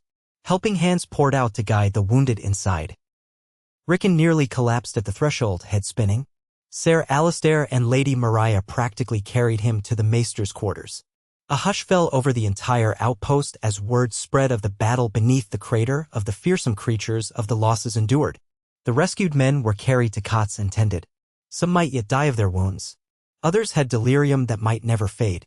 Rickon drifted in and out of consciousness for 2 days, clinging to life. He dreamed of swirling flames, of scaled hands gripping his arms, of a deep voice chanting in Valyrian. At times he heard the Eye of the Flame calling to him, or so it seemed, beckoning him to merge his spirit with the living magic. At other times he felt himself drowning in darkness, with the voices of Winterfell's crypts whispering his name. When he finally opened his eyes, he realized the entire hall was dimly lit and Maester Howden stood over him with Ser Alistair and Lady Mariah close by. "How long?" Rickon croaked. 2 days, Maester Howden said gently. "We feared for your life. The infection was unlike anything we've seen. I tried standard remedies, then everything I could improvise. Nothing worked. You were burning up. Lady Mariah managed a weak smile. But your fever broke. You're stubborn as a Stark, that's for sure. Rickon attempted to sit up, wincing. His arm was tightly bandaged. The immediate pain had subsided, replaced by a dull ache. The others? Alive, most of them, Ser Alistair replied, though his tone was somber. Some are scarred badly. A few in delirium. We lost 4 more from Ser Harold's group. Harold himself is recovering but won't be walking well for a while. He paused, glancing at Rickon's arm. We nearly lost you. If the fever had continued another night. Rickon swallowed, gazing around the cramped healing chamber. The wooden walls were a patchwork of new planks, the smell of boiled linen and herbal concoctions sharp in the air. Outside, he could hear the low murmur of voices. We need to fortify, he said quietly. Those creatures, they won't stop with that one encounter. Sooner or later, they might come here. Maester Howden nodded. Indeed. Word of the expedition's outcome has spread. The men are on edge. Some want to leave Valyria altogether. They believe we awakened the land's wrath. He sighed. We also have an ongoing crisis of supplies. Our storehouses are dwindling even with rationing. Rickon closed his eyes for a moment, exhaustion pressing on him. We can't just flee. So much has already been sacrificed. And the eye of the flame is. I can feel it. It's calmer, but I sense it wants us to stay. At that, he heard Ser Alistair grunt in concern. Rickon ignored it. We're not safe here unless we understand more of this land's secrets. The scaled folk's magic is strong. Lady Mariah placed a hand on his shoulder, her grip both comforting and firm. Get some rest. Then we'll discuss next steps. Over the following days, Rickon slowly regained his strength. He walked the battlements with the aid of a staff, greeting the men, letting them see that he still stood. Morale hung by a thread, but his presence helped. He also met with Maester Howden in the library chamber to discuss the scaled folk, cross-referencing any texts they had. There was little, mostly cryptic references to descendants of the deep flame and lost scions of the blood. It was unclear whether they were truly human at all or some hybrid bred in the final days before the doom. The question of reinforcing new Frostfire took precedence. They decided to strengthen the walls with newly cut basalt blocks, using mortar formulas gleaned from Valyrian ruins. Scouts were posted day and night in watchtowers. Anyone venturing beyond the walls had to do so in a group of at least 10, armed with crossbows and dragonglass-tipped spears, an idea borrowed from the old battles against the White Walkers, though none were sure if dragonglass would affect these scaled folk. Preparations for a siege were put in place. Building up water reserves in large cisterns, salvaging every possible morsel of food from the twisted land, and forging more weapons in their rudimentary smithy. Lord Manderley's ships were due to arrive soon with fresh supplies, if they could navigate the smoking sea. Rickon prayed they would make it unscathed. He also considered sending ravens back to Westeros with warnings about these new threats. But a conflicting thought gnawed at him. Might knowledge of these beings drive the rest of the realm into a panic, prompting a bloody invasion or mass exodus? Perhaps it would be better to keep the discovery secret until they had a clearer plan. In the end, he penned cautious letters, hinting only at unexpected hazards that required additional resources, urging that more supplies and skilled masons be sent. He added that the land's curse was not fully tamed, but that House Stark remained resolute. He sealed these letters with the direwolf sigil and sent them off with the bravest ravens. As weeks turned into months, no massed attack by the scaled folk materialized. Perhaps they were content to dwell in their underground lairs, or perhaps they were mustering strength. Occasionally, watchers on the walls claimed to see faint shapes skulking at the edge of sight, pale figures that vanished when torches were turned on them. Once, a patrol discovered odd footprints outside the gate, along with the carcass of a small rodent-like creature, half-eaten. Rumors spread that the scaled folk were testing their defenses, waiting for weakness. During this uneasy lull, Rickon and his advisors focused on forging a more stable foothold. Despite the cursed land's hostility, they made incremental progress. The basalt walls rose higher, guard towers were better equipped, and skilled workers from the north found ways to adapt existing Valyrian structures into functioning storehouses. Lady Mariah oversaw an effort to dig a shallow canal, channeling slightly cleaner water from a spring they discovered into the citadel. Maester Howden and a small team of scholars resumed exploring the labyrinth beneath New Frostfire, hoping to uncover more about the Eye of the Flame and ways to harness or contain it. They found further inscriptions confirming that the orb was, in ancient times, a conduit to the primal essence of Valyria's magic, the fount from which the city had drawn its power to bind dragons and shape steel. Yet caution remained paramount. None attempted to reawaken it further. Rickon spent many evenings alone in his solar, an improvised chamber that once served as a small courtyard. There, he studied high Valyrian texts under candlelight, determined to improve his understanding of the language. He wanted to decipher more of the runes on the orb's pedestal, to glean any insight into his own link with the flame. The scar on his arm from the scaled woman's scratch never fully healed. It remained an angry, dark line that sometimes burned in time with his heartbeat. He suspected that, in some way, it tied him more closely to Valyria's magic, though he dreaded to think how. One night, as he pored over a particularly difficult passage, he sensed a stirring in the air. A flicker of heat touched his skin, though the flames in his candles did not waver. It was as if the citadel itself breathed, sending a ripple through the corridors. Rickon set aside the scroll, heart pounding. He had not felt such a surge since the day he channeled the Eye of the Flame. Rising, he took a lantern and, guided by instinct, made his way through torchlit halls to the deep staircase that led to the orb's sanctum. 2 guards posted at the entrance saw him approach and stepped aside, their expressions uneasy. "My lord, do you wish for us to accompany you?" one asked. Rickon shook his head, compelled to go alone. He descended the stone steps, the walls narrowing as he went deeper. The stale heat intensified. At last, he emerged into the now familiar chamber. The orb sat on its dais, dimly glowing, surrounded by braziers shaped like dragon claws. The floor was etched with runes that Rickon had partially translated. Phrases about flame, blood, and union. Before, the orb's light had been a muted silvery swirl. Now it pulsed with faint, ember-like red at its core, as though awakened by something. Rickon's heart thudded in his chest. Slowly, he set his lantern down, approaching the dais. As he stood there, he thought of the scaled sorcerer beneath the crater, the wave of heat that had washed over him. He remembered how he'd somehow repelled it. His blood had responded, or the orb had responded through him. He could not be sure which. A part of him feared that by coming here, he might inadvertently feed the orb's power, reigniting a cataclysm. But the dream of healing Valyria, of forging a stable future, remained. Could that dream be realized without embracing this power more fully? He reached out hesitantly, placing his uninjured hand on the orb's surface. The crystal felt warm, pulsing. A shimmer spread across its surface, swirling lights shifting. He inhaled deeply, trying to focus. At once, he sensed a distant voice, a chorus of flames, or perhaps a single consciousness that resonated like a choir. He couldn't decipher words, only the sensation of longing, of waiting. It was as if the orb yearned for a bond that had been sundered when Valyria fell. Then he felt a flicker of alien presence. Memories or echoes that were not his own. He saw towering dragons soaring over gleaming spires, their roars echoing across a populous city. He saw priests and sorcerers chanting, forging steel that shone with runic power.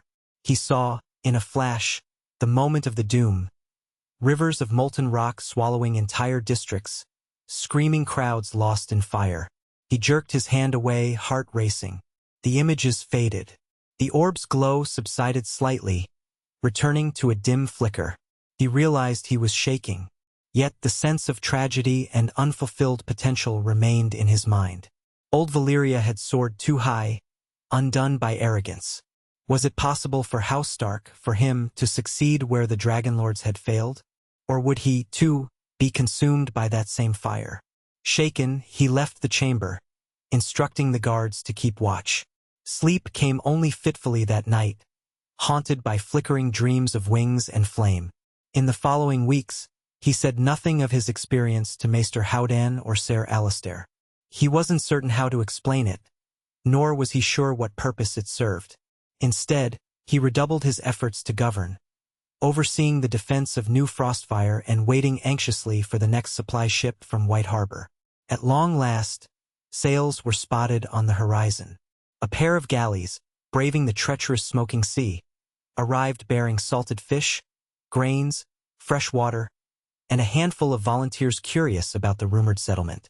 Among them was a knight named Ser Corlys Locke, carrying a letter from Lord Manderley expressing pride and wonder at what House Stark had achieved. The arrival of the ships lifted spirits. But news from Westeros was mixed. Rumors of mounting tensions between various houses, disputes over trade, and the possibility that King Aegon, who had claimed the Iron Throne after the War of the Five Kings, planned to send an emissary to investigate Valyria's rumored settlement. The letter asked whether Rickon would welcome such an envoy. Rickon read the missive over and over, uncertain. An official envoy of the crown could bring recognition and resources, but might also spark a power struggle. If the king decided Valyria was a royal domain by right of old Targaryen claims, what then? He decided to send a cautious reply, stating that visitors would be welcomed, but that the crown should be prepared for the dangers. He included veiled references to the scaled folk, calling them hostile remnants of the cataclysm. Whatever the king's plans, it would take months for any emissary to arrive if they dared.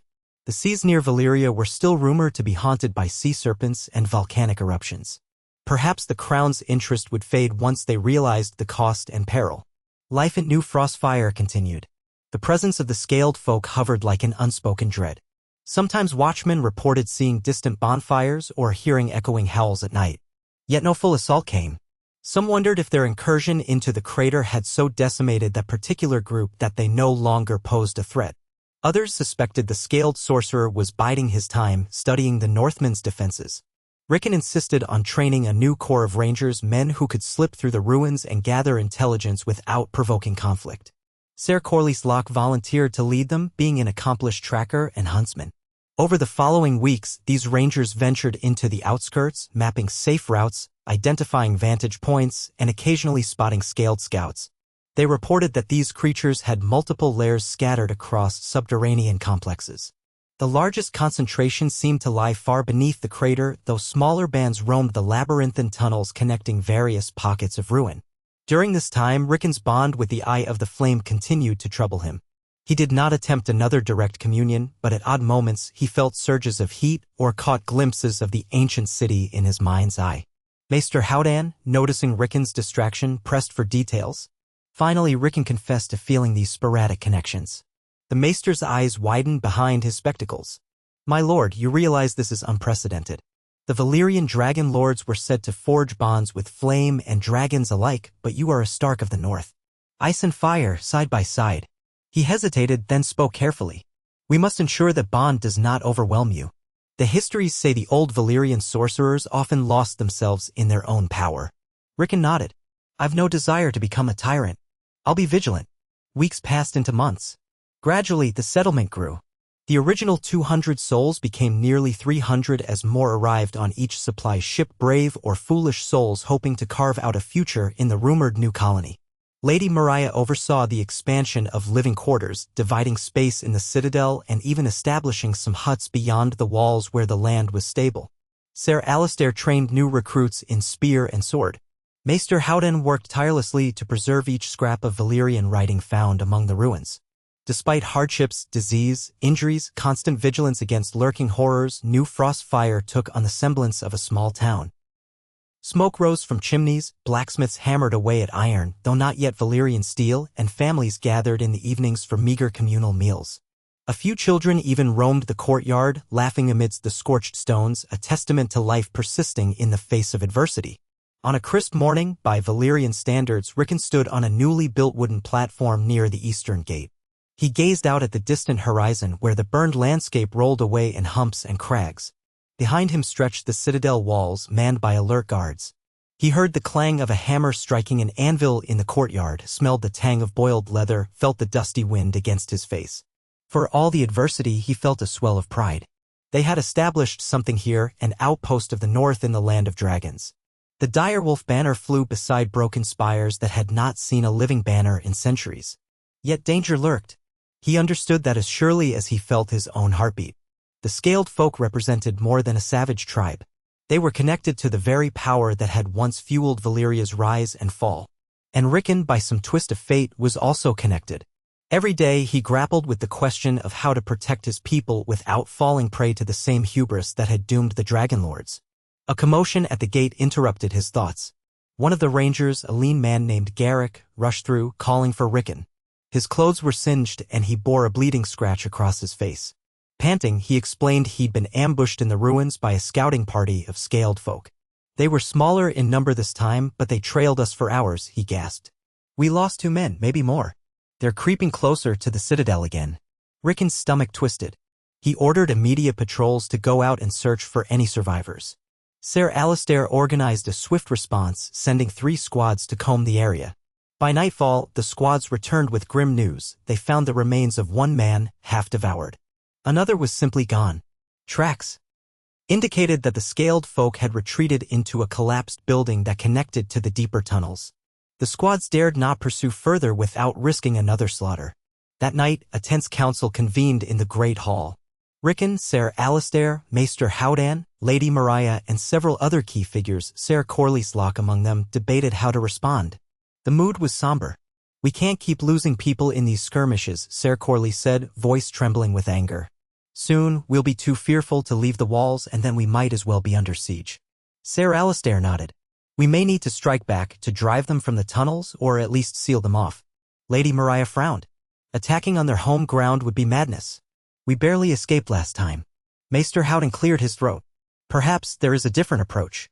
My studies suggest these scaled people are not simply savages. They have a hierarchy likely dominated by that robed sorcerer or others like him. If we could communicate or negotiate. Ser Corlys snapped, negotiate with those who butcher and eat us? Rickon, who had been silent, finally spoke. They're dangerous, yes. But we do not know if every group among them is the same. The ones we fought near the crater are not the only clan. Some might be less hostile. We have conflicting accounts. And we did see that first group trying to communicate before a soldier panicked. Ser Alistair grimaced. That's true. But the question remains, how do we even begin to talk to them? Last time, we ended up with 6 men dead. Rickon weighed the options. He recalled the partial bond he felt with the Eye of the Flame and the flicker of recognition he'd seen in the scaled woman's eyes before the fight began. If we want peace, or at least a truce, we might need a show of mutual respect. I can't say how, but maybe an exchange. A gesture of goodwill. The others regarded him skeptically. Lady Mariah quietly asked, and if that fails? Rickon's voice lowered. Then we face the possibility of open conflict, which we might not survive. He scanned the faces around him. Our best chance is to try to reason with them, or at least with some faction among them.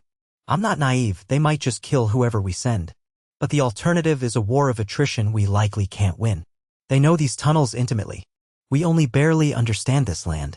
Reluctantly, they settled on a plan. Attempt to send a small peace party, unarmed or minimally armed, carrying tokens of metal, cloth, and any items that might be valued.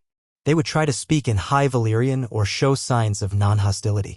Rickon volunteered to lead it himself, arguing that his faint magical resonance might improve their odds of making contact. Ser Alistair protested vehemently, but Rickon reminded him that the scaled folk had used magic in their attacks. If the Eye of the Flame's power protected him before, it might do so again. So preparations were made. The next morning, Rickon selected 3 companions, Maester Howdan for his knowledge of language and scholarship, a ranger named Valyria known for her quick wit and calm under pressure, and Ser Corlyslock, who insisted on coming as a sworn protector, though with minimal arms. They took simple packs of offerings, small iron tools, bits of bright cloth, and engraved wooden tokens bearing the stark dire wolf. The settlement watched them depart through the eastern gate in a hush of anxious disbelief. Soldiers manned the walls, ready to respond if any sign of danger emerged. Rickon and his small party advanced a short distance beyond the citadel into a cluster of rubble that once might have been a residential district. The black stone lay in heaps, forming half-buried archways and broken columns. Steam rose from fissures in the ground and the stench of sulfur was stronger here. They had chosen this location because rangers reported recent sightings of scaled scouts. If contact were to happen, it would likely happen here. They did not wait long. Within an hour, Valyria, who had the keenest eyesight, spotted movement among the ruins. A few shapes flitted behind collapsed walls as if observing them. Rickon raised his hands, palms open, and called out in High Valyrian, "We mean no harm. We come to speak." Maester Howden also spoke, repeating the phrases.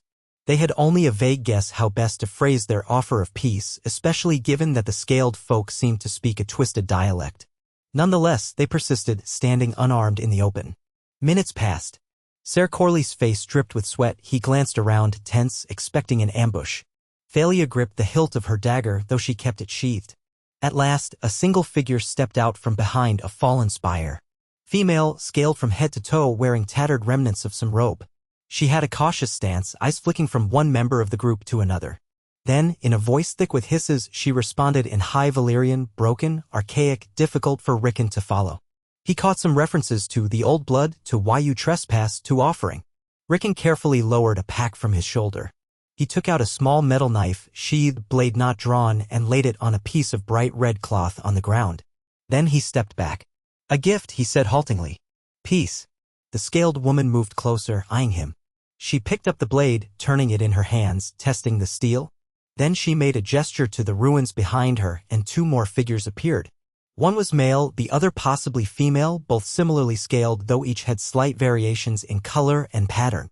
Maester Howden, swallowing hard, tried to form a simple sentence in High Valyrian about wanting an alliance, or at least a pact not to attack. The scaled trio exchanged glances. The first one replied in a halting speech, referencing the old masters, the living flame, and darkness below. Rickon felt a pang of recognition at the phrase, the living flame. He gently touched the bandage covering his old wound from the crater fight as if to acknowledge their link. Then, summoning courage, he spoke again in rough High Valyrian, I touched the living flame. We want no more bloodshed. Her eyes widened and the other two hissed softly. She advanced, reaching out with slender, scaled fingers toward Rickon's bandaged arm. Ser Corley's tensed, but Rickon gestured for him to stand down. The scaled woman lightly touched Rickon's arm as if sensing the taint or mark left by her kin. He suppressed a wince at the contact, half expecting another burning jolt. Instead, a curious warmth spread through his skin, not quite pain, but a reminder that something lurked within him. She spoke again, more quietly, referencing the bond and the chosen. Maester Howden caught enough words to realize she believed Rickon might have some special significance to them because of his link to the Eye of the Flame. Perhaps they recognized that trace of ancient Valyrian power. She beckoned them to follow, albeit with caution. Rickon exchanged a questioning glance with his companions. This was a risk, but it seemed to be an invitation. They proceeded deeper into the ruins, winding through narrow corridors of collapsed stone. The atmosphere was tense, but the scaled folk did not attack. Eventually, they emerged into a courtyard where more scaled individuals stood, silent and watchful. Rickon noticed the difference. These looked less overtly hostile than the clan they had encountered under the crater. Their scales varied in coloration from dull bronze to near black. Some wore scraps of cloth, others simple ornaments carved from obsidian or bone. He realized these might be a different tribe or faction altogether. The first woman led them to a shallow pit where steam rose gently from a warm spring. She beckoned for them to sit on stones around the pit. Her two companions stood nearby, alert. Rickon and the others complied, hearts still pounding. Maester Howden attempted to converse, fumbling through archaic Valyrian phrases. She responded in kind, though many words eluded them. Slowly, a tenuous dialogue emerged. They learned her name was Sahaya, at least that was the closest approximation in common speech, and she was a speaker or priestess among her people. Through fits and starts of halting translation, they pieced together a fragmentary story that not all scaled folk followed the dark blood mages who dwelled in the deeper caverns. Some had split away, wanting to live closer to the surface, away from the old rites of sacrifice. They revered the living flame in a more peaceful manner, seeing it as a life-giving force rather than something to exploit for sorcery. Sahaya's people had avoided direct contact with humans because they feared retaliation or capture. Maester Howden, eyes alight with intellectual excitement, asked about the city's history. Sahaya spoke of a time before the Doom, when her ancestors had served certain Dragonlord families. Over centuries, those families had experimented with melding human and draconic traits, creating these scaled hybrids. Some of these lines were loyal servants, others were used in vile magical experiments. When the Doom came, many died. The survivors adapted underground, evolving across generations. Rickon felt a chill at these revelations. The old Valyria truly had delved into dark arts. Yet here, in front of him, was living proof that not all the scaled folk were mindless monsters. If Sahaya spoke truth, there were factions among them. Perhaps they could form an alliance with her tribe, uniting against the more dangerous blood mages. At last, Sahaya gestured to Rickon, an urgency in her eyes. She pointed to his bandaged arm and then touched her own chest, as if referencing the mark of the living flame. She spoke of the bond again, and Maester Howden caught references to healing the land and restoring balance. Rickon hesitated, uncertain whether to reveal how deeply he was entangled with the eye of the flame. But Sahaya already seemed to sense it. After much discussion, they managed to communicate a cautious agreement. Sahaya and some of her people would come to the outskirts of New Frostfire to talk further, to exchange knowledge and basic trade, food, cloth, metal in return for safe passage. In turn, Rickon's people would not attack them on sight, and would not venture into certain underground regions that Sahaya warned were controlled by the blood mages. It was a fragile pact, sealed only by shared words and the exchange of tokens, small obsidian carvings from Sahaya's tribe for the iron tools Rickon provided. They parted ways before dusk, tension still palpable. Rickon and his companions walked back to the citadel with racing hearts, unsure if they had just made a breakthrough or invited betrayal. When they reported to Ser Alistair, Lady Mariah, and the others, reactions were mixed. Some were incredulous at the notion of peace with creatures who had slaughtered their kin, but Rickon emphasized that these were a different tribe, possibly an ally against the more violent factions. If there was any path to a lasting foothold in Valyria, it might hinge on forging this alliance. Days passed without immediate incident. No attack came. Then, one morning, scouts reported a small delegation of scaled folk sighted near the eastern gate, led by Sahaya. True to Rickon's word, he ordered the gates opened, though heavily guarded. He and Maester Howden greeted them in the courtyard, along with Lady Mariah. The presence of scaled beings walking openly in the citadel caused a stir among the inhabitants. Some looked on in awe, others in fear or revulsion. Sahaya's group remained still, clearly aware of the hostility around them.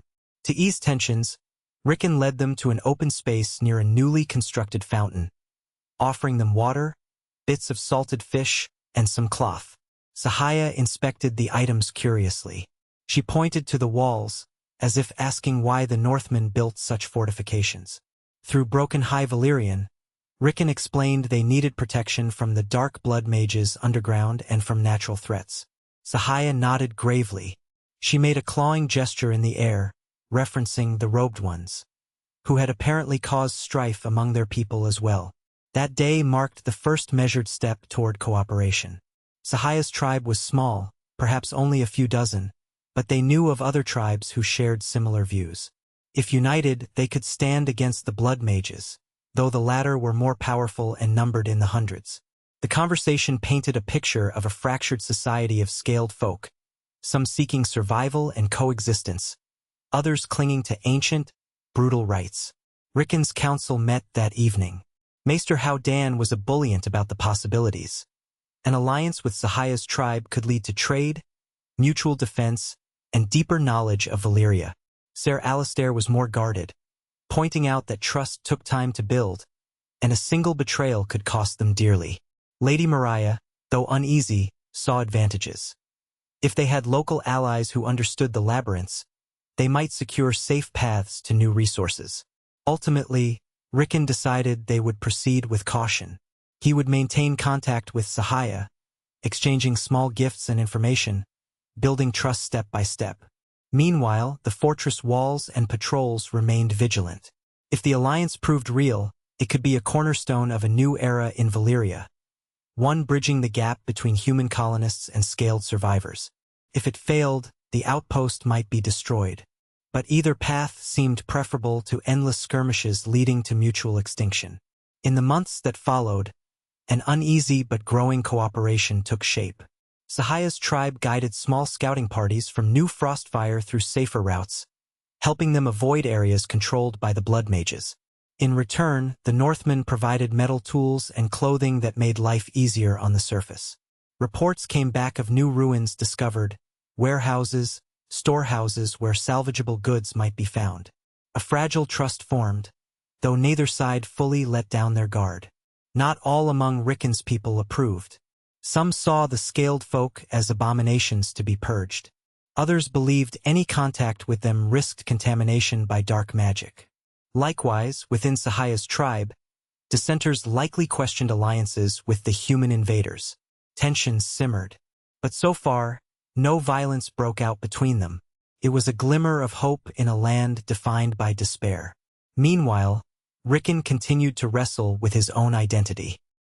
The wound from the scaled woman's claw, though scarred, still pulsed at times. His dreams persisted, visions of old Valyria's glory and downfall, of dragons forging steel in white-hot flames. Maester Howden surmised that Rickon's link to the Eye of the Flame was evolving, perhaps making him a living bridge between the North's stoic resilience and Valyria's raging fire. Only time would tell if that destiny brought salvation or ruin.